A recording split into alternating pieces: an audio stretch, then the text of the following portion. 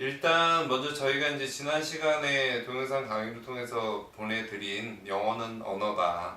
그래서 영어가 특별한 어떤 뭐 부담스럽고 힘든 게 아니라 단지 말일 뿐이다. 우리가 뭐 심지어 영어를 모르더라도 외국 사람들하고 또는 영어를 사용하는 사람들하고 의사소통이 안 되는 건 아닌데, 좀 더 교육을 안 받은 사람들이 아니니까 교육을 받은 사람의 입장에서 접근법에 대해서 좀 말씀을 새롭게 좀 드리려고 해요. 지난 시간에 말씀드렸던 걸 간략하게 정리를 하면, 영어는 언어고, 언어라는 거는 우리의 생각을 서로 교환하는 것이고, 생각을 교환한다는 것 자체가 보이지 않는 생각을, 내 머릿속에 있는 생각을 다른 사람에게 전달하고, 또 다른 사람이 가지고 있는 생각을 제가 이해하는 것에 그 목표가 있는 것이기 때문에, 그러한 기본적인 어학의 메커니즘을 충족시키기 위해서 등장한 게 이제 단어라고 말씀을 드렸죠. 단어라고 말씀을 드렸고, 단어를 좀 더 쉽게 표시하면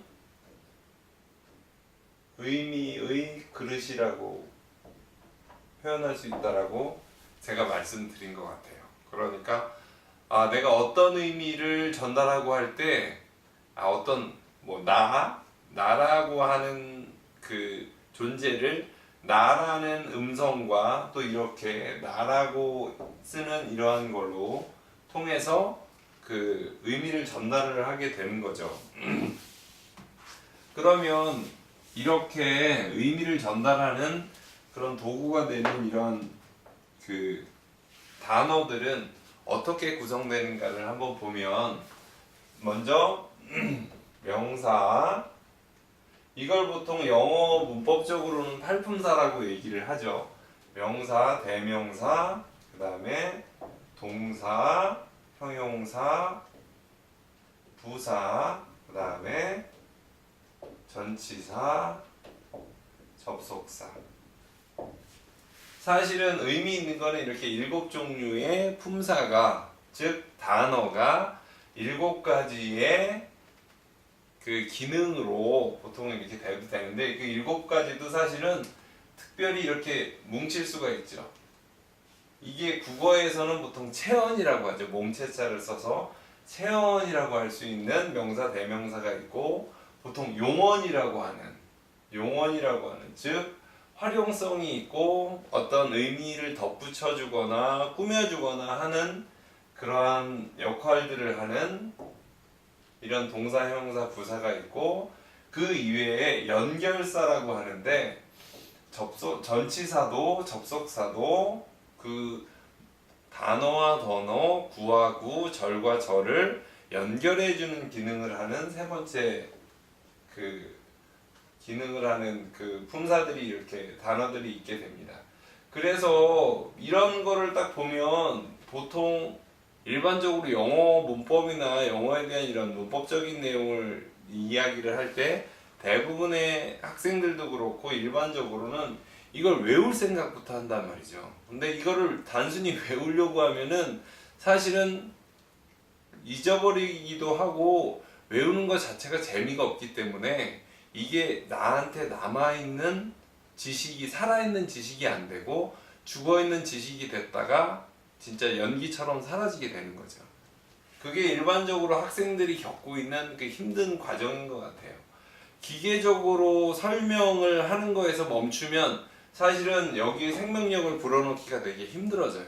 그래서 명사, 대명사는 물론 기본적으로는 명사가 한문으로 쓰면 이름명자를 쓰고 말씀사자를 쓰기 때문에 이것 자체가 이름을 나타내는 말이다라는 의미가 명사인데, 대명사는 역시 무언가를, 명사를 대신해주는, 대표해주는 말이라고 해서 한문은 이렇게 쓰지만, 중요한 거는 명사는 고정성, 확정성, 명확성이 있다라는 거를 좀 여러분들이 이미지를 가지고 계시는 게 중요한 것 같아요.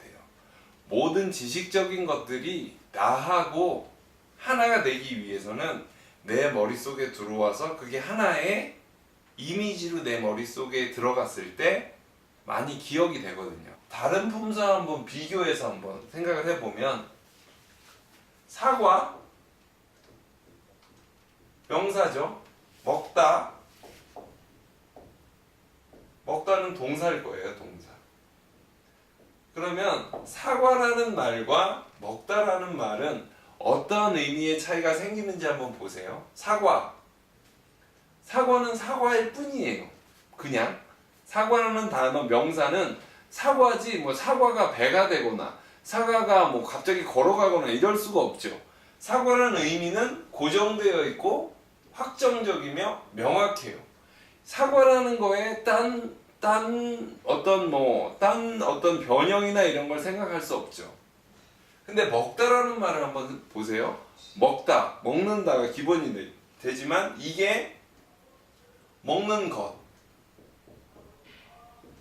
먹기, 또 먹었다. 이런 식으로 먹다라는 동사는 굉장히 다양하게 변형돼서 우리 생활 속에서 쓰이고 있는 거를 보실 수가 있어요. 그럼 이건 무엇을 의미하냐면 단순히 명사가 가지고 있는 고정성, 확정성, 명확성과는 다르게 동사는 먹다? 먹다 하나가 아니네? 먹기라고 할 수도 있고 먹는 것이라고 할 수 있고 먹는이라고도 할 수 있고 먹기 위해서 나는 먹기 위해서 살지 뭔가 살기 위해서 먹는 게 아니야 난 돼지니까 이렇게 되잖아요. 그러니까 무엇을 위해서라고 쓰는 그러니까 먹다라는 기본적인 의미를 가지고 이렇게 다양하게 활용될 수 있기 때문에 이 두 번째 파트에 있는 동사, 형용사, 부사라는 이 품사는 활용성이 되게 뛰어난 거예요. 활용성.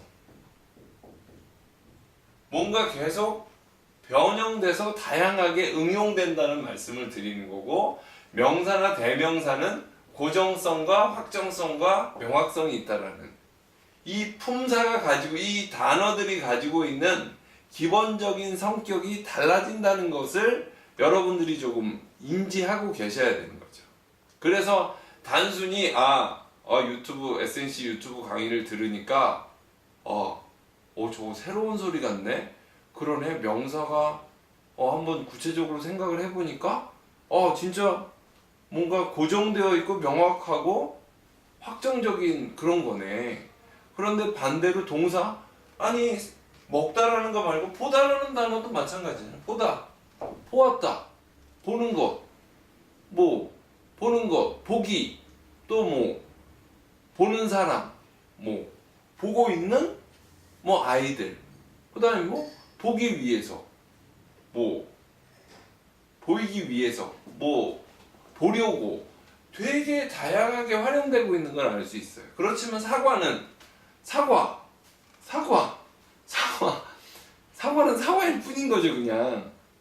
그러니까 그런 식으로 단어의 이런 크게 단어의 의미를 담는 그릇에 있어서의 단어도 이렇게 나름대로의 성질을 가지고 있다라는 거를 좀 기억을 하시면 그나마 동사, 형용사, 부사라는 게 어떠한 그런 활용성의 의미로 묶여질 수 있다. 동사나 대명사는 고정적인 의미로 묶여질 수 있다라는 이미지를 가지고 계시는 게 일단은 굉장히 의미가 있겠다. 그래서 단어라는 것을 다시 거슬러 올라가면 이렇게 구분됐던 단어들이 원래는 왜 생겼냐 하면 우리가 의미를 서로 나누고 우리 생각을 나누기 위해서, 즉 소통하기 위해서 의미를 우리 머릿속에 있는 생각을 전달하는 과정에서 전달하고자 하는 것이 문자든 또 음성이든 어떤 신호 체계로서 그것들을 전달하기 위해서 생성되는 게